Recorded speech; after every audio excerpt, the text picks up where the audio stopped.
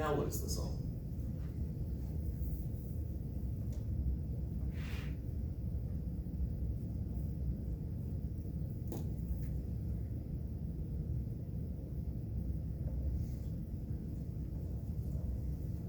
So we want to take a shot. All right, hint, it's not 7.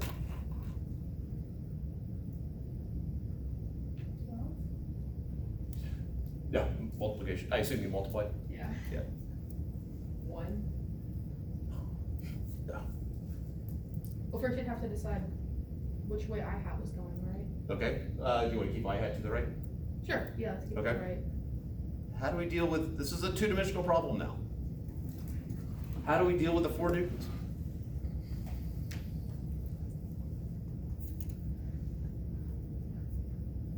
Is there a force that You you don't can add them? You write them down separately? It depends on what the form of the final answer is. Well, no, you still add them. Hopefully when we get to the answer, yes and no, which I know is vague, but we'll get there, explaining why that could be considered a correct answer or not, depending on how you word it, or how you, yeah. Depends on what you meant. Anyone else want to take a shot? Given that Caleb just gave a hint.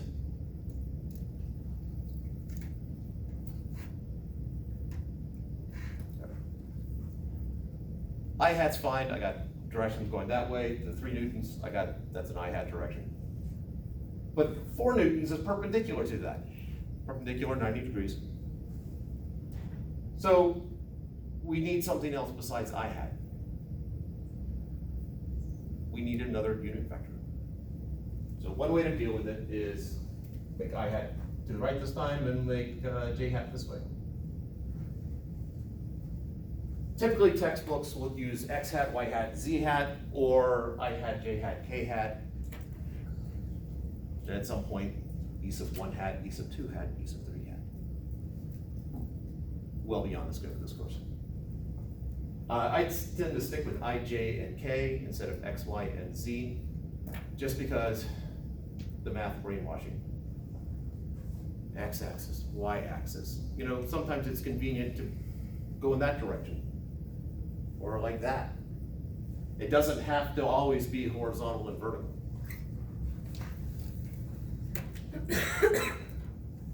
So, and this is partially what, I'm not sure if this is what you were thinking, Caleb, the total force, 3 newtons I hat plus 4 newtons J hat. Done. That's it. So you are writing them separately, and this is why was this what you were thinking, just as a side note, or were you thinking just 2, right, 3 newton I hat here and something else down here? I mean, yeah, I was just gonna like 3 newtons, I did like an arrow up and then. Well, in essence, that's what that hat and J hat are, is indicating direction like that. So yeah, you could have gotten away with that, just make sure you stick that plus sign in between.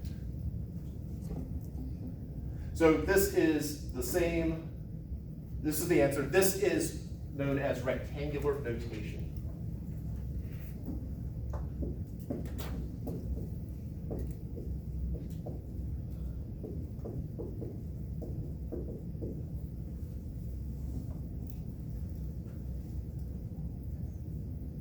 I'm assuming, I think this is a middle school thing, when you first start plotting points on a graph.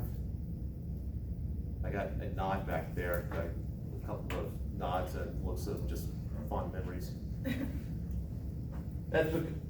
If I were plotting this out, this was the I hat axis and the J hat axis, this would be the point 1, 2, 3, 1, 2, 3, 4. That's the graph, and potentially what you would have seen before, where that the end point is 3, 4.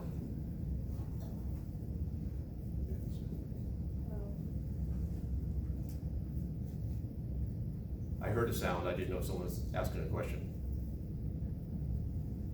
Okay. Now, of course, we can make it a lot more difficult. That 3 newtons I hat plus 4 newtons J hat, again, that is the final answer. That's rectangular notation. If I don't specify, I just say what's the total force, done. However, there is another form to write this, and this is polar notation, of which part of it's within scope and part of it is out of scope for this course. So remember when we add them, head to tail method, I'm gonna start with one of them. Which one should I start with? 3n. All right, so I got 3 to the right. I'm now here. I now do the 4 newtons. I go up 4. That is a right angle there, 90 degrees. And my resultant is where I began to where I end.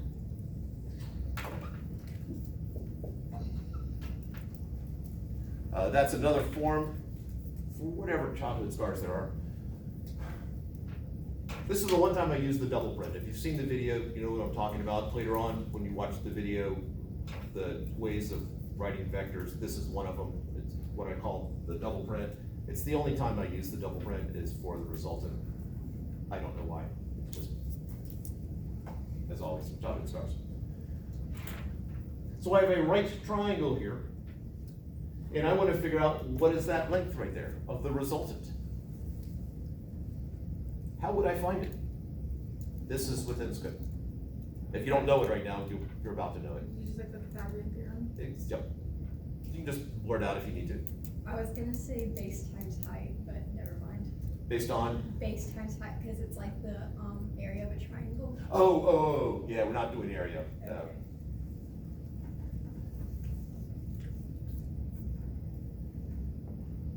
Yeah. No. Forget that tangent. All right. It is indeed Pythagorean theorem. Now, for those of you who are a little bit fuzzy on that one, if I have a right triangle, that's A, B, and C, A squared plus B squared equals C squared. Property of right triangles.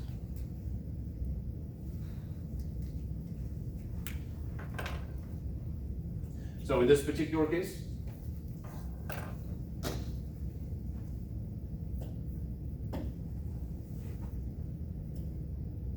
I'd have 3 squared plus 4 squared is equal to the resultant squared. I want to multiply. 9 plus 16 is equal to r squared. 25 is equal to r squared. And so r equals 5.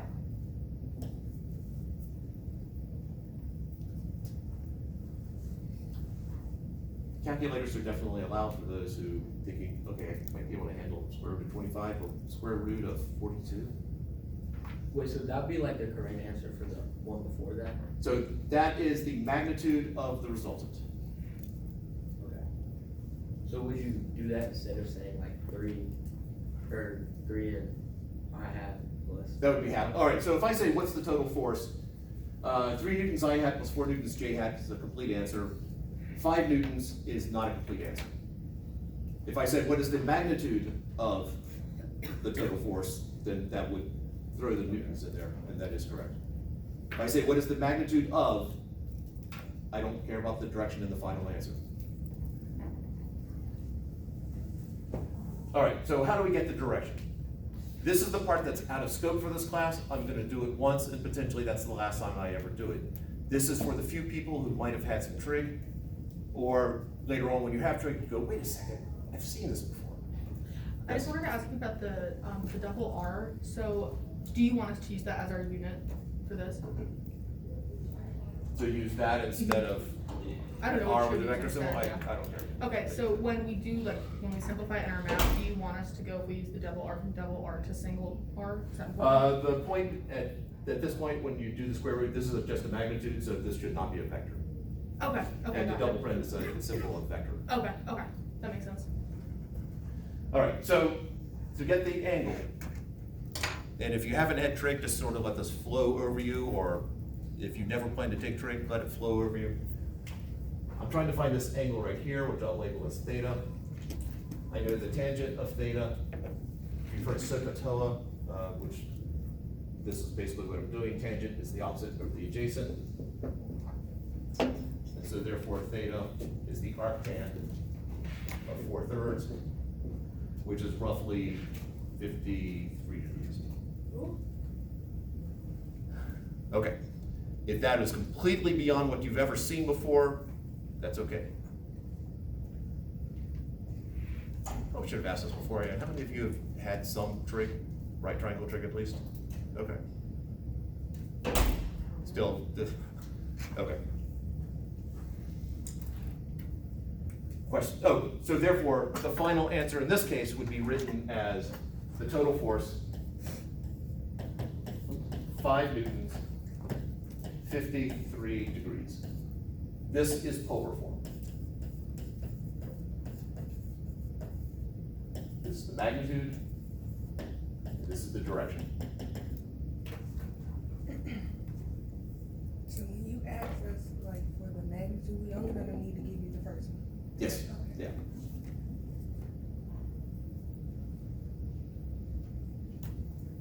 I'm trying to think, finding the angle is, the one time I can remember in this, what I've done in this course is, the one time where you were expected to find the angle was, it was an isosceles triangle. In other words, those sides were the same length, and in which case that's a 45-degree angle. But that's just, it was termed that if you have a car traveling north and a car traveling south, they hit each other. They gave some other numbers, what is the direction that they go after they crash. And you could say northeast, or 45 degrees north of east, or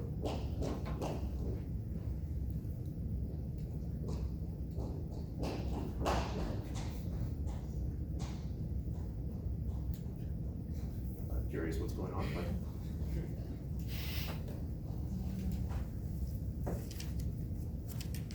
all right. I'm not gonna make it look more difficult, but it's the exact same problem that we just did.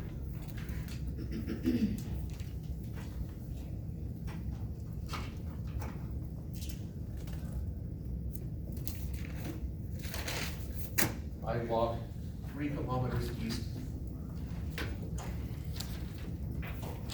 followed by 4 kilometers north.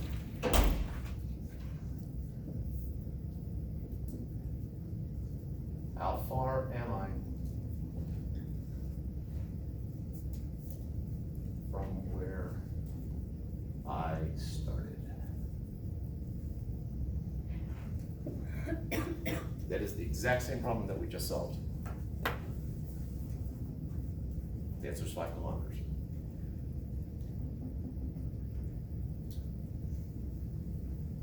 So when you're doing addition of vectors, you can also think about it in terms of movement. I go 3 east, I go 4 north. Where am I from where I started? That's 3, that's 4. That would be 5. Back on the units, kilometers. Done. Because even though chapter 2 is, we deal with forces primarily, but the same math applies to other things. It doesn't have to be force, it's just any vector quantity.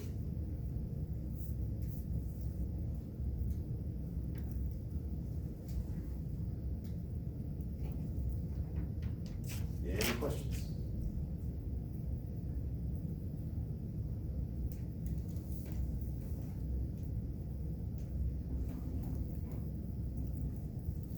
All right.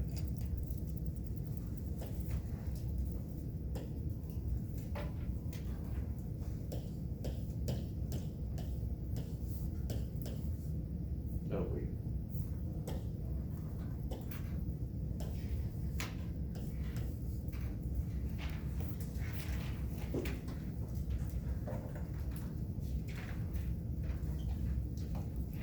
So that's the preliminary stuff. We're now going to get into some specifics. Oh, actually, one other thing I want to do before this, so sorry about messing up your notes. Something that will apply more directly to today's lab.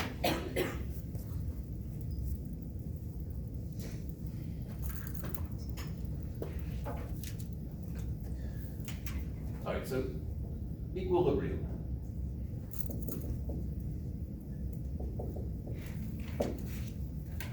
Equilibrium has three interchangeable meanings. If one of these is true, all of them are true. As far as chapter 2 goes, equilibrium means that the total force is equal to 0.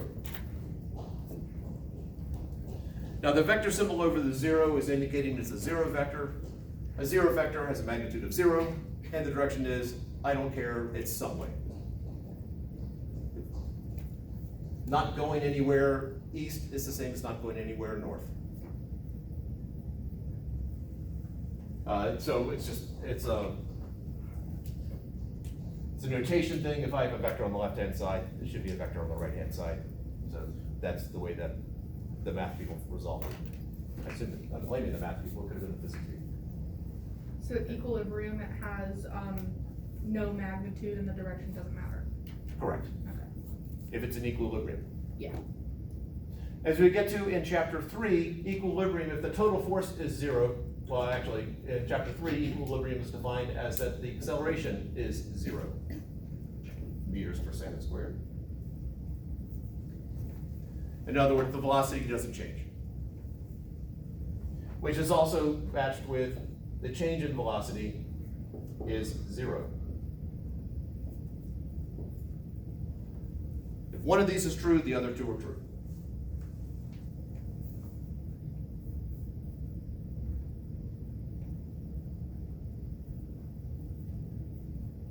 In today's lab, we're going to be dealing with an equilibrium situation.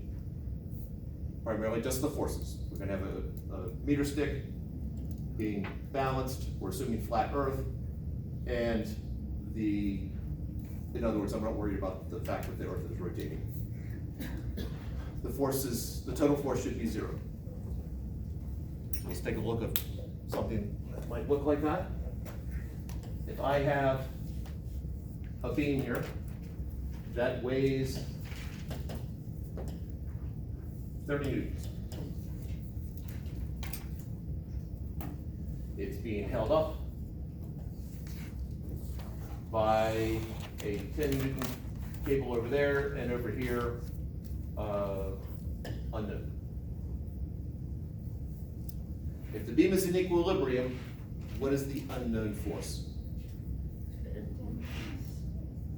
Newton. Not 10. Well, let's just take a look at that for a second. If this is 10 newtons, the weight is 30 newtons, so that's pulling down. Weight's pulling you down. I have 30 newtons pulling down, and if that's 10, I've got 20 pulling up. 20 up, 30 down, that does not add up to 0. What would this need to be so that it adds up to 0? 30 total, 20 specifically for this cable.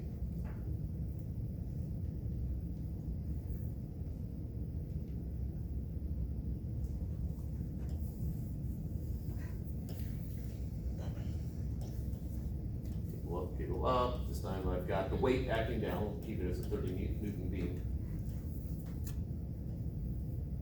Just to give some idea, wow, it's getting worse and worse. Some idea of what a Newton is. My weight is about 1,000 newtons. Average adult American, I think, is around 700 newtons. All right, so if that's 30 newtons down there, and this is 16 newtons, what does that need to be? 14. So the total up equals the total down.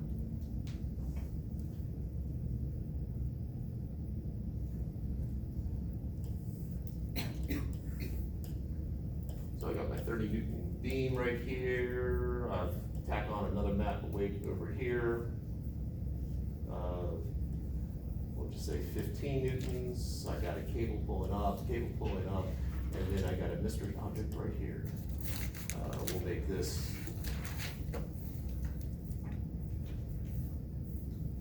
35 newtons, and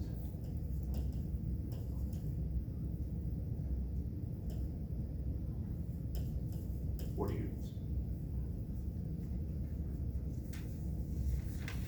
what is the mystery weight? I just had a question about the Oh, other yes, one. ma'am.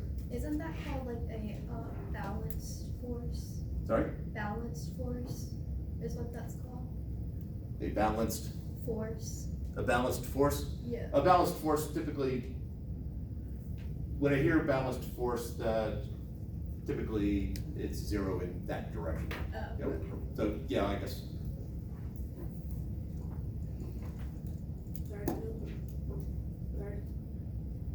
Oh, the answer, what'd you get? 3?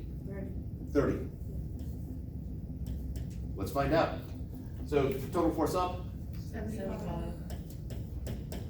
the known force down, 45. the difference is 30. Now, I'm gonna write it out, the same thing, I'm gonna write it out differently because there's the table 4 in the lab, which if you go on the Blackboard and you, for the course itself, for the lab course, and you go down to the second one, I lay out an example, but I'm gonna do one here.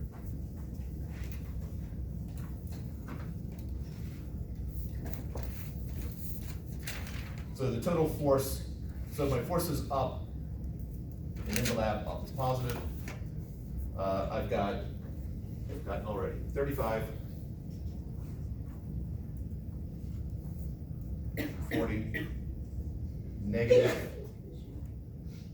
15, negative 30. So in table 3, I asked you to sort of lay it out, and what is the total known force? And so you would just add that up. It was 75 minus 45, so that total known force is 30.